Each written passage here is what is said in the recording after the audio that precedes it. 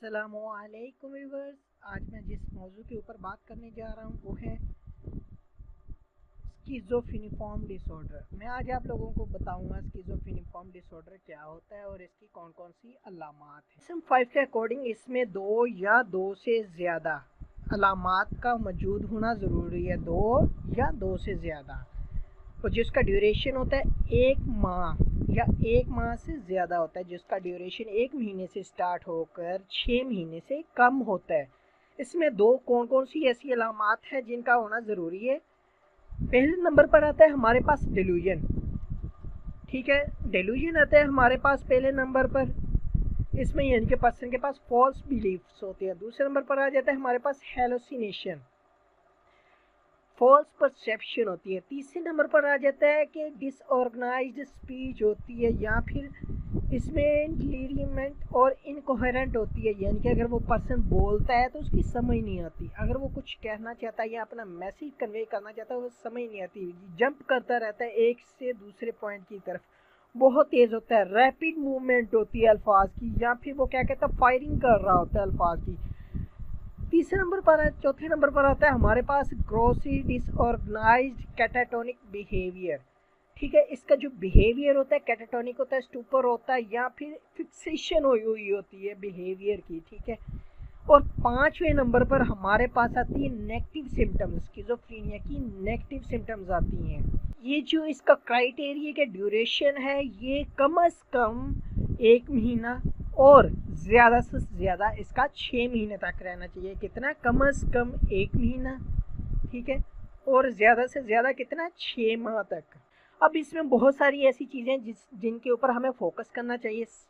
जब जैसे ही हमारे पास इस किस्म का पेशेंट आए जिसका ड्यूरेशन 1 महीना या और इससे ज़्यादा 6 माह के दरमियान हो, तो हमें बहुत सारी चीज़ों को अंडरस्टैंड करना चाहिए। सबसे पहले हमें अंडरस्टैंड करना चाहिए कि क्या ये वजूहात स्किज़ोअफेक्टिव डिसऑर्डर की वजह से तो नहीं हो रही, क्या ये वजूहात डिप्रेसिव और बाइपोलर साइकोटिक फीचर के साथ तो नहीं हो रही। हमें रूल आउट करना चाहिए, फाइंड आउट करना चाहिए क्या इन वजूहात की वजह से नहीं हो रहा। याद रखें कि इनमें ना तो मेजर एपिसोड इस ड्यूरेशन के दरमियान होगा पेशेंट के अंदर, ठीक है, ना तो मेजर डिप्रेसिव होगा, ना ही मैनिक एपिसोड मौजूद होगा। ठीक है, अगर जो एक्टिव फेज सिम्टम एक्टिव होंगी, एक्टिव फेज जो है सिम्टम होंगी एक्टिव होंगी। दूसरे नंबर पर हमें याद रखने वाली बात वो है कि मूड एपिसोड्स, अगर तो मूड एपिसोड बार बार इसमें अकर हो रहा है एक्टिव फेज के दौरान, तो हमें सबसे पहले इसका क्राइटेरिया को चेक करना चाहिए। क्या ये क्राइटेरिया जो है एक्टिव फेज या रेजिडुअल पीरियड ऑफ इलनेस के साथ मैच तो नहीं कर रहा, कि ये जो डिस्टर्बेंस है ना तो कोई फिजियोलॉजिकल इफेक्ट की वजह से हो सकती है, ठीक है, और ना ही ये जो डिस्टर्बेंस है सब्सटेंस अब्यूज़ या ड्रग यूजेस की वजह से हो सकती है, ना ही मेडिकेशंस की वजह से हो सकती है, और ना ही ये मेडिकल कंडीशन की वजह से हो सकती है।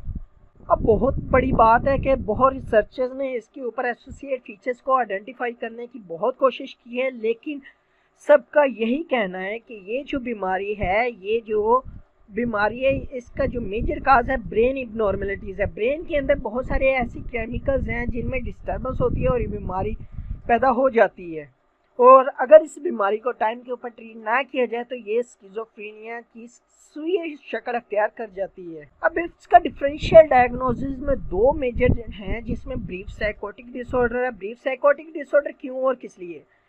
क्योंकि ब्रीफ साइकोटिक डिसऑर्डर का पहली स्टेज होती है जब नफ्सियाती बीमारियों का आगाज़ होता है, ठीक है।